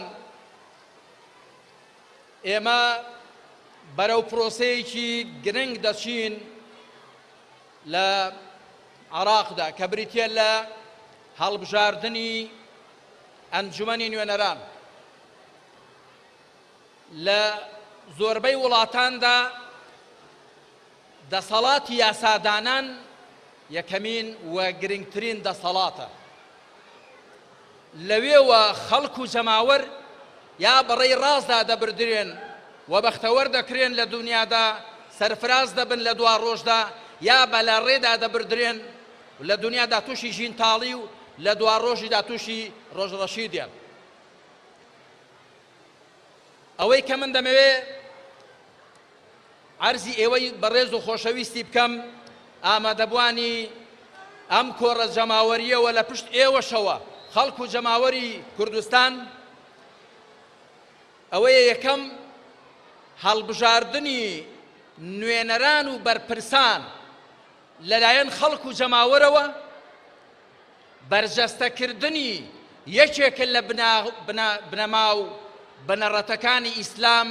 کە بریتیە لەوەی دەسەڵات هی خەڵکە،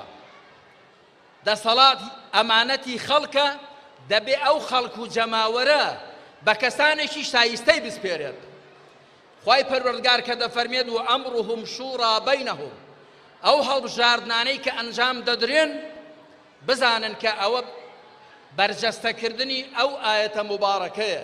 کاروباری مسلمانان لە نێو خۆیاندا دەبێ بەڕاوێژ بێت. ئەوە یەک. پاشان هەر کەسێک عەقڵ و ویژدانی هەبێت بەڕێزان ناتوانێت نکوڵی لەوە بکە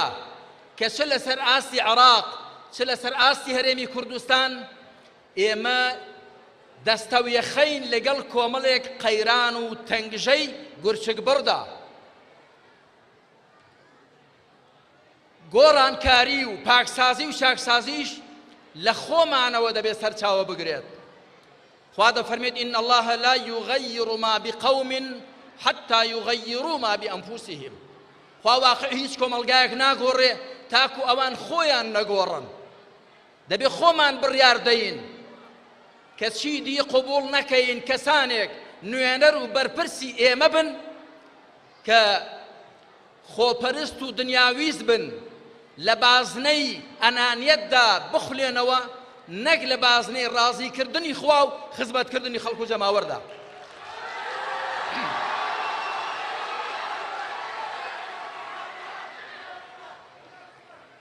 خاڵێکی دی کە پێویستە بیزانین ئەوەیە کە هەموو ئەو نەخۆشی و دەردانەی کە ئێمە بەدەستیانەوە دەناڵێنین، چ گەندەڵی، قۆرخکاری، پاوانخوازی، پڕکردنی حیزب و خزم لەسەر حیسابی قڕکردنی خەڵک و جەماوەر و گەلێکی دیکەش، هەموو ئەوانە لە یەک وشەدا بەرجەستە دەبنەوە کە بریتێ لە زوڵم، ستەم. زوڵمیش خوای پەروەردگار نەفرینی کردووە لە زاڵمان. خوا سبحانه وتعالى دەفەرمێ ئەلا لعنة الله على الظالمين. ئاگادار بن نەفرینی خوا لە ستەمکارانە، چ ستەمی سیاسی، ستەمی نەتەوایەتی، ستەمی ئابووری، ستەمی کۆمەڵایەتی، هەموو جۆرەکانی ستەم هەر کەسێک بیانکە لە لای خوا مەلعونە و نەفرین لێکراوە. جا وای بە حاڵی میلەتێک، وای بە حاڵی خەڵک و جەماوەرێک کە کەسانێک هەڵدەبژێرێ بەر نەفرینی خوا کەوتون لەبەر ئەو زوڵمەی کە کردویانە.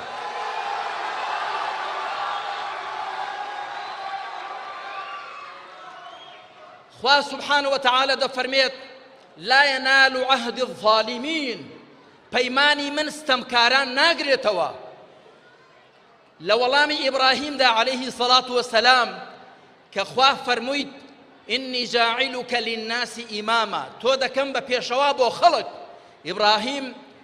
فەرمووی ومن ذريتي، ئەی لە وەچەکەم لە خزمانم خوا فەرمووی لا ينال عهد الظالمين. ستەمکاران پەیمانی من نایانگرێتەوە. واتە کەسێک زاڵم و ستەمکار بێ لە لای خواوە ڕەوایەتی نییە حکمڕان بێت، لە لایەن خواوە ئیجازەی نییە، بە پێ شەریعەتی خوا ئیجازەی نییە نوێنەری خەڵک و حکمڕان و سایە و سێبەری خەڵک بێت. خاڵی شوارەم ئەوەیە کە ئەگەر بمانەوێت بە یەک وشە تعبیر بکەین لە چارەسەری ئەم بارودۆخە ناهەموارە، بریتێ لە عەدل، بریتێ لە دادگەری. ئەو دادگەریەی کە خوا سبحانه وتعالى دەفەرمێت هەموو پێغەمبەرانم ناردووە سەڵات و سەلامی خۆیان لەسەر بێ تاکو دادگەری بچەسپێنن. لە ئادەمەوە تا خاتم هەموو پێغەمبەران هاتوون دادگەری بەڕێوەبەرن ليقوم الناس بالقسط وكل آياتي بسوبين سورة الحديد دادا فرميت كواتا براو خوشكاني بريز خلقو جماوري كردستان ئێمە ئەگەر مسلمانین پابند کراوین بە پێی شەریعەتەکەمان کە هەوڵ دەین دادگەری بچەسپێنین دادگەری چۆن دەچەسپێت وەکو زۆر جار گوتومانە پاکسازی بە پاکان دەکرێت چاکسازی بە چاکان دەکرێت ڕاستکردنەوە بە ڕاستان دەکرێت ئیسلاحیش بە ساڵحان دەکرێت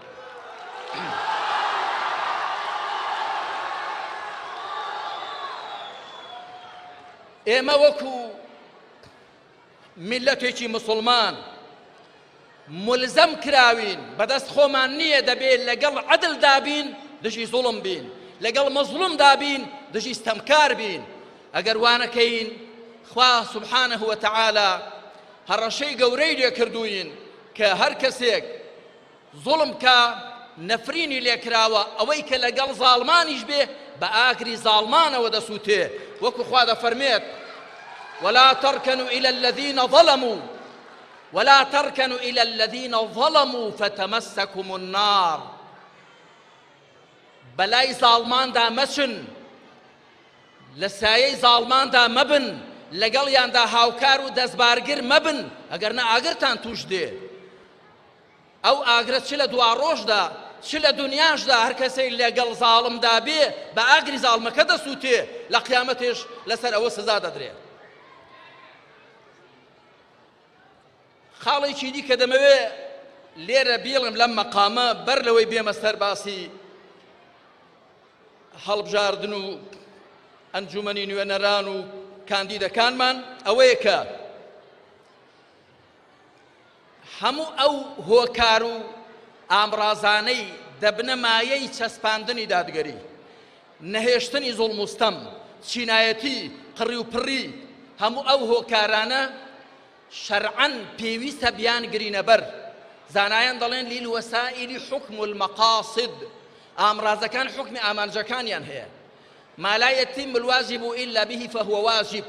هەر شتێک فەرزێک بەبێ ئەو جێبەجێ نەکرێ ئەویش واجب دەبێت بۆیە بە دامەزراوەکردنی کاروبار یاسا سەروەرکردن سیستمێکی حکومڕانی ڕەشید بە پێوەرگرتنی مرۆڤبوون و هاوڵاتی بوون نەک حیزب و خزم و بە پێی شایستەی کارپێسپێردران و شەفافیت لە دارایی و لە خەرجی هەموو ئەو بنەمایانە شەرعەن پێویستە ئێمە بیان چەسپێنین تاکو بتوانین دادگەری بچەسپێنین و زوڵم و ستەم ڕیشەکێشکەین بێمە سەرتەوەری دووەمی قسەکانم کۆمەڵی ئیسلامی ئامانجی چییە و دەیەوێت چی بکە با ئەمە بە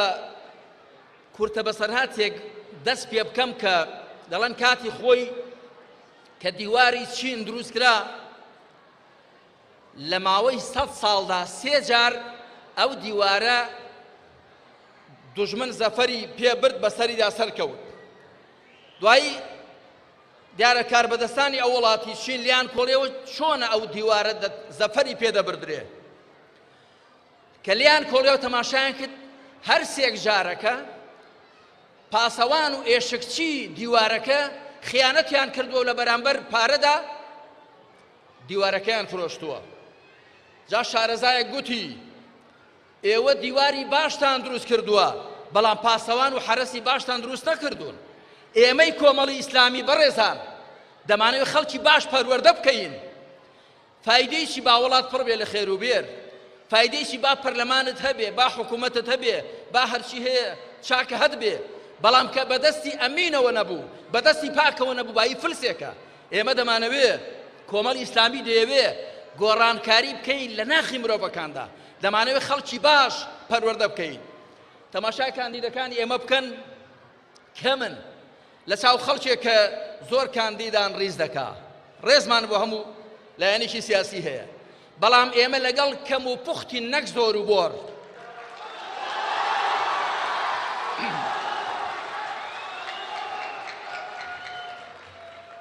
کۆمەڵی ئیسلامی دەیەوێت چی بکات دەیەوێت چیدی بە بەرزکردنەوەی دروشم و شیعاری بریقەدار خەڵک فری و نەدرێ لەسەر ئەرزی واقع گۆڕانکاری بکرێ گۆڕانکاری لە ناخی مرۆڤەکاندا بکرێ ئێمە ڕابردوومان پێناسەمانە ئەندامانمان لە ئەنجومەنی نوێنەران چەند بەرابەری خۆیان کاریگەریان هەبووە ئەندامانمان لە پەرلەمانی کوردستان لە حکوومەتی کوردستاندا تاو کاتە کە بەشدار بووین لە ئەنجومەنی پارێزگاکان لە حکوومەتی خۆژەیی لە هەر پێگە و شوێنێک لەخوا بەزیاد بێت ئێمە بەرهەممان دیارە بڕشتیان هەیە ئەندامانی ئێمە لەبەرچی ئازایەتی خۆیان نییە ئازایەتی بەرنامەکەیانە ئازایەتی ئەو شەریعەتی خوایە سوبحانە وتەعالا کە ڕێگەیان نادا بەم لاولادا بڕۆن دەبێت ڕاستەچەقامی خوا بگرن دەبێت خزمەتکردنی خەڵک بەتاعەت بۆ خوا بزانن کۆمەڵی ئیسلامی دەیەوێت کە وەکو ڕابردوو لەسەر بەرگری لێکردنی ماف و ئازادیەکانی خەڵک بەردەوام بێت ئەوەش بە ئەرکی شەرعی خۆمان دەزانین بە واجبێکی دەزانین ئەگەر نەیکەین خۆمان پێ گوناحبار و عەیبدارە هەر بۆیە لە ڕابردوودا نەلەخشاو بووین کاتی خۆی گوتمان چێ و بژوڵێ ئێمە ناژوڵێین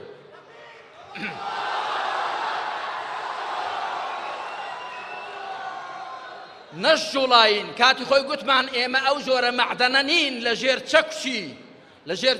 زەختی چەکش و لە ژێر زەخت و فشاری هەڕەشە و گوڕەشە و چاوترساندندا پاشەکشە بکەین لەگەڵ قسەی خۆماندا ڕاستمان کرد ئامادە بووین هەموو بازێک بدەین بەڵام ئامادە نەبووین کە پاشەکشە بکەین لە دروشمەکانی خۆمان لە مەبدەعەکانی خۆمان کۆمەڵی ئیسلامی دەڵێ لە ڕابردوودا بەداخەوە ئەوانەی کە نوێنەرایەتی خەڵکی کوردستانیان کردووە چ لە ئەنجومەنی نوێنەران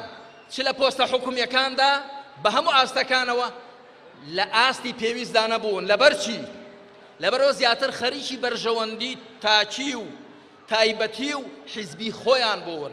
لە جیاتیەوەی کە خەم لە کێشە گشتیەکان بخۆن من 4 ساڵ لە ئەنجومەنی نوێنەران بووم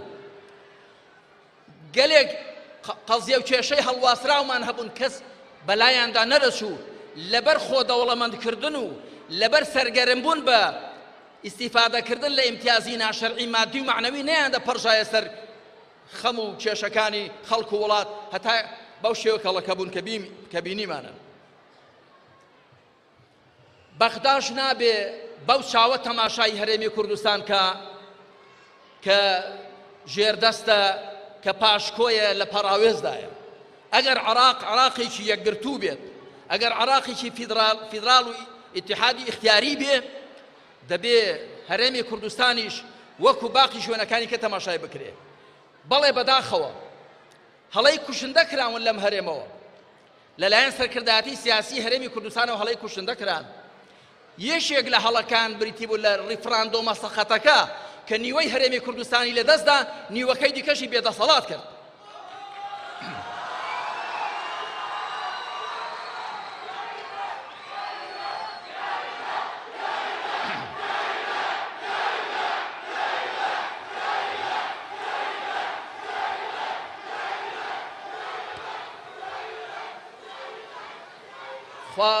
خوا بە لوتف و کەڕەمی خۆی بەهۆی بەندایەتی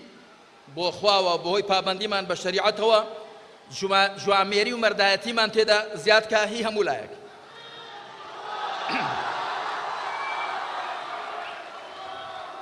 ئێمە دەمانەوێت لە بەغدا بە پێی دەستور ئەو کێشانەی کە هەند چارەسەر بکرێن کێشەی نەوت کێشەی پارەی دەزرا و بردراو کە بەپێی هەندێک سەرژمێر بەپێی هەندێک زانیاری کە بە من گەیشتوە زیاتر لە 300 ملیار دۆلار براوەتە دەرهی عراق کە دیارە بەشێکی لە هەرێمی کوردستانەوە چووە پارەی خەڵکە و براوە لە شوێنی کە تاقەت کراوە کێشەی پێشمەرگە ئەو پێشمەرگە بە ڕێز و دڵسۆزانەی کە ئەگەر ئەوان نەبوونایە ئەم هەرێمەش بە مەرەدی مووسڵ دەچوو بەڵام پێشمەرگەکانمان دەبێ وا مامەڵیان لەگەڵدا بکرێت لە مؤسسە و دامەزراوەیەکی نیشتیمانیدا کە هی هەموو لایەکمان بن هیچ کەس بە میلیشیا و بە هێزێکی تایبەتی خۆیانیان نەزانێت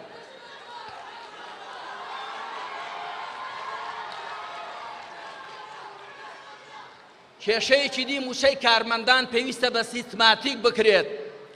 بە میزاجی حیزبی و شەخصی موچە و مەعاش بە خەڵک نەدرێ لە ژێر زەخت و فشاری خۆپێشانداندا لا بەلای کارمەنداندا نەکرێتەوە کەس خێریان پێ ناکە ڕۆنی خۆیان لەسەری خۆیان دەدرێتەوە خێروبێری ئەم وڵاتە هی خەڵکی ئەم وڵاتەیە نەک هی چەند ماڵێک نەک هی چەند بنەماڵەیەک نەکی حیزبی وەکو دوو حیزب هەرچی خەڵکی ئەم وڵاتەیە بە یەکسانی مافیان هەیە لە خێر و وەریاتی ئەم وڵاتەدا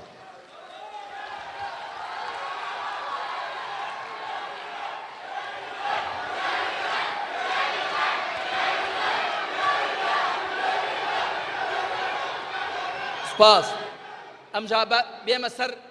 تەوەری سێم و کۆتایی قسەکانم بەڕێزان سەرەتا من بەڕاستی بە شەخسی خۆم و بەناوی سەرکرداتی و قیادەی کۆمەڵی ئیسلامیەوە پڕ بەدڵ سوپاس و پێزانین ئاڕاستەی خەڵک و جەماوەری هەرێمی کوردستان دەکەم کە پێم وایە خەڵکی هەرێمی کوردستان ڕۆژ بۆ ڕۆژ زیاتر بەرەو بوێری و هۆشیاری دەچن زیاتر بەرەو ئەوە دەچن کە بڕیاری ڕاست و دروست بدەن بەرەو ئەوە دەچن کە بە شێوەیەک ڕەفتار بکەن دوور لەوەی کە بە چاوی کۆیلە و بەندەی هیچ کەس تەماشای خۆیان بکەن جگە لە بەندایەتی بۆ خوا من سوپاسی خەڵکی هەرێمی کوردستان دەکەم هەز دەکەم ڕۆژ بۆ ڕۆژ بوێری و هۆشیاریان لێ تێدا زیاد دەبێت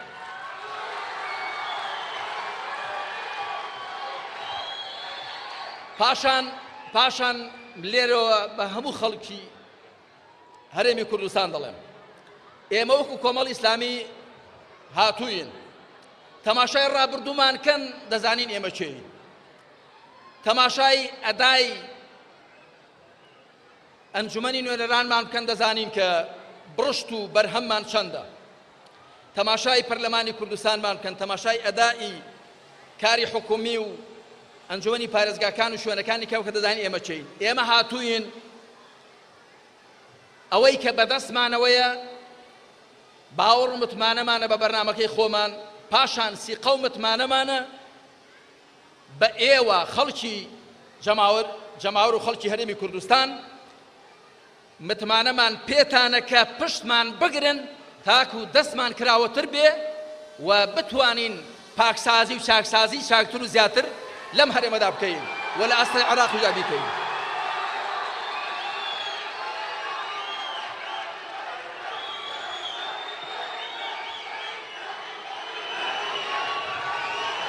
لە کۆتاییدا دەڵێم ئێمە هاتووین پارەمان پێ نێوی دەین بە خەڵک بەڵام هاتووین بە خەرمانێک هەڵوێستی دڵسۆزانە خوا پشتیان بێ بە بوێری بە دڵسۆزی بە خەمخۆری بە ڕازگۆیی هاتووین لە خزمەت خەڵک و وڵاتی خۆمان دابین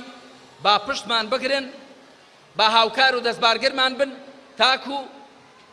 ئەو ئامانژەی کە هەموو پێغەمبەران بۆی هاتوون عەلەیهیمو سەڵات وسەلام کە دادگەریە بتوانین بیچەسپێنین چیدی کە ئەم وڵاتە قۆرغکاری و پاوانکاری تێدا نەکرێ چیدی هیچ چەند ماڵێک و هیچ چەند لایەنێک و هیچ کەمێنەیەکی ملیارلێر نەبێ لەسەر حیسابی زۆرینەیەکی ڕەش و ڕوو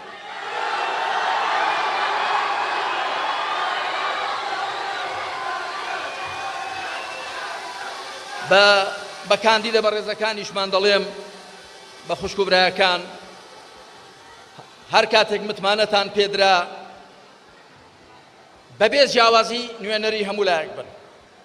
نوێنەری خەڵکی هەرێمی کوردستانن نوێنەری خەڵکی عێراقن خەڵکی عێراق بە هەموو پێکاتەکانیەوە بە موسڵمان و ناموسڵمان بە ڕەش و سپی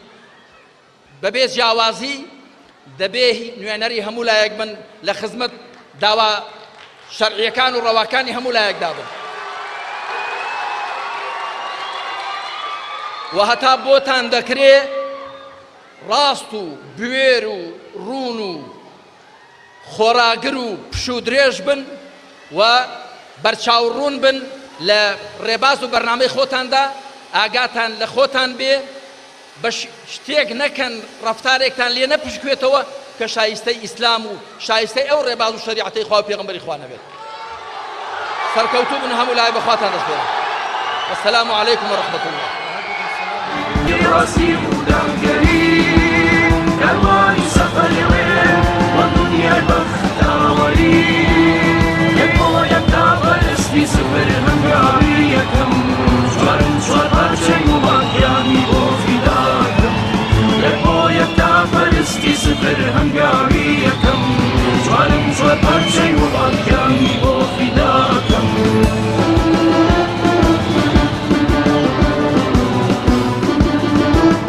ڕابردوودا لە هەڵبژارنەکانی ڕابردوودا کۆمەڵێک لە براو سەرکردەی ئازیز لەگەڵمان بوون بەڵام بەداخەوە تەمەن دەرفەتی نەدان ئێستا لەگەڵمان نەماون و لە ناومان نەماون و جێیان هێشتوین لێرەوە سڵاویان سڵاو بۆ خۆیان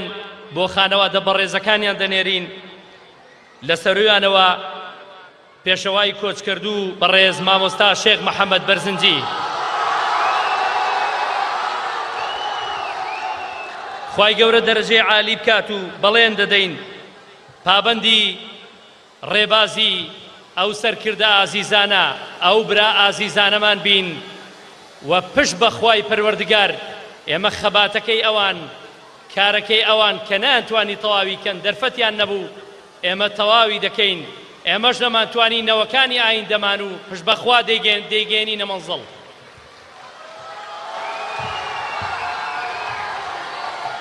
بەڕێزان ئەمە سەرەتایی بانگەشە و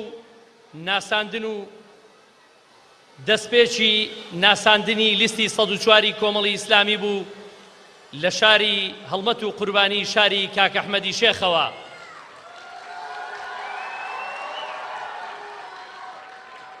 ئێمە دەمانەوێت ئێوە لە ڕۆژانی بانگەشەی هەڵبژاردندا بتان بینین بە چ جۆش و خرۆشێکەوە بە چ جوهد و تێکۆشانێکەوە هەوڵی سەرخستنی لیستەکەتان دەدەن لیستی 104 ئەو لیستەی لە ڕابردوودا خەباتی کردووە بۆ خەڵکی کوردستان لە پێناو مافەکانی خەڵکی کوردستان و لە ئایندەشدا بەڵێن دەدەین زیاتر و باشتر خزمەتیان بکەین ئەگەر توانیمان متمانەی ئێوە بەدەست بێنین بتان بینین بانگەشەیەکەن پڕ لە ئەخلاق سەربەرزانە ڕووسورانە بێتەشهیر بێشکاندن بێناوزڕاندن بتان بینینەوە چۆن بە جۆش و خرۆشەوە بەرەو سندوقەکانی دەنگدان دەچن دەیسەلمێنن کە ئێوە کاندیدانێکتان هەیە شایانی ئەوەن بچنە بەغدا داکۆچی کەری مافەکانتان بن ئەمین و دەستپاکن زۆر زۆر سپاسی یەک بە یەکتان دەکەین ڕێز لە ماندووبوونتان دەگرین لە هەر شوێنێکەوە هاتوون زۆر زۆر سپاس بە هیوای ئەوەی کاتێکی در بگەینەوە بە هیوای سەرکەوتنی لیستی 104 کۆمەڵی ئیسلامی پەرچەمەکانتان زۆر سپاس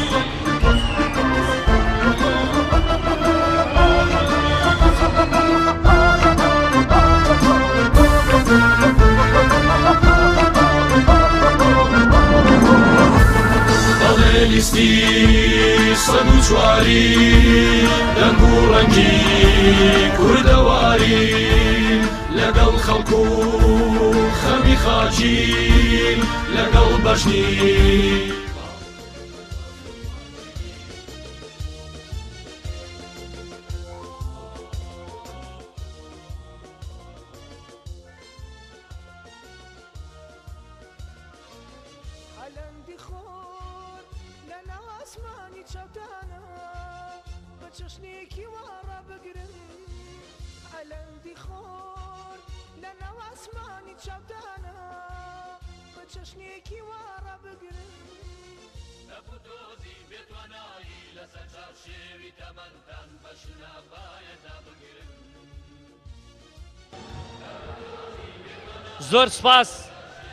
زۆر سپاس بۆ برایانی ئاسایش و بۆ پۆلیسە بەڕێزەکان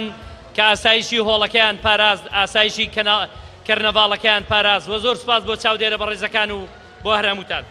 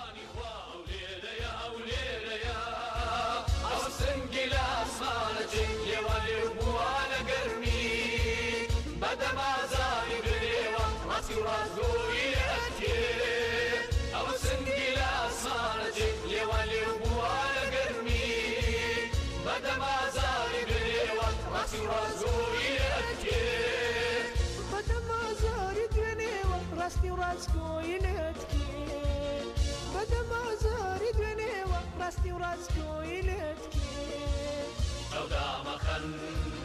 کە مانگ لە نێو شەودامەخەن کە مانگ لە نێو شنگو لە پیتاریکی شەوا وەستا بێ شنگو لە پیتاریکی شەوا وەستا بێ دڵنیابن لێمان ئێوە دڵنیابن لێمان ئێوە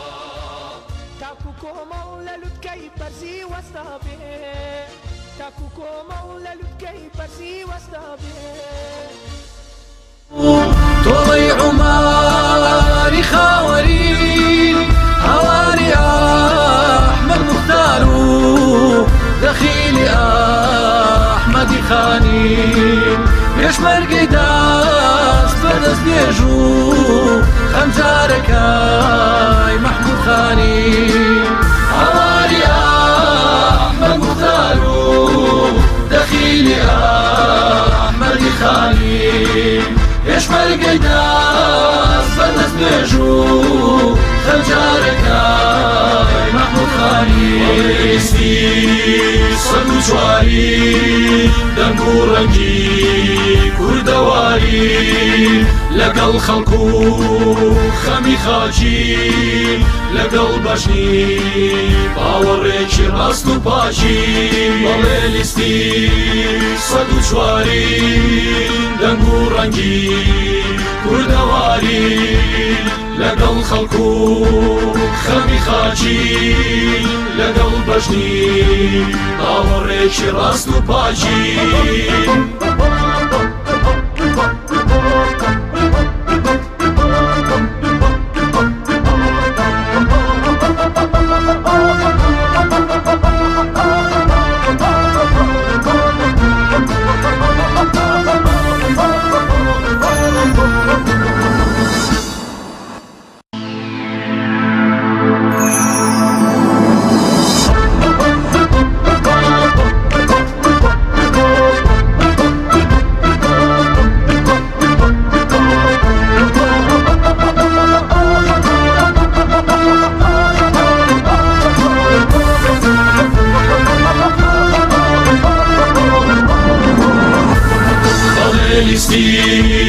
سەد و چواری دەنگ و ڕەنگی کوردەواری لەگەڵ خەڵکو خەمی خاچی لەگەڵ بەشنی باوەڕێکی ڕاست و پاچی بەڵێ لیستی سەد و چواری دەنگ و ڕەنگی کوردەواری لەگەڵ خەڵکو خەمی خاچی لەگەڵ بەشنی باوەڕێکی ڕاست و پاچی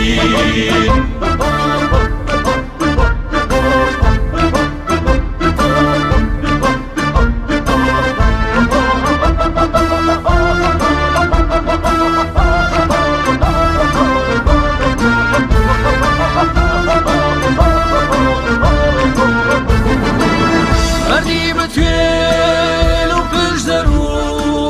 مەریفەتی هەورەمانی گەنجی ڕوولا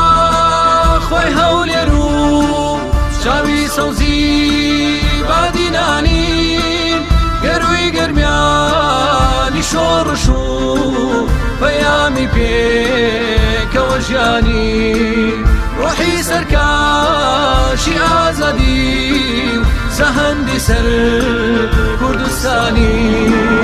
گەروی گەرمیانی شۆڕش و پەیامی پێکەوە ژیانی ڕۆحی سەرکاشی ئازادی سەهەندی سەر کوردستانی لە شوێنی کامەری کورد و وەرسی داد و دادپەروەرین بەڵێ ئێمە سەد و چوارین دەنگ و ڕەنگی کوردەوارین ئێمانەوای ئەم ڕابوونای بارانی میهر و بەخشینی دەستی کار و کرێکارین هێز و هیوای دیل و ژینین ئێمانەوای ئەم ڕابوونای بەخشینی دەستی کار و کرێکاری هێز و هیوای دین و ژینی دەنگی دلێری سلێمانی بابا گوڕگوڕی باوەڕی بێزاری سێبی قازین و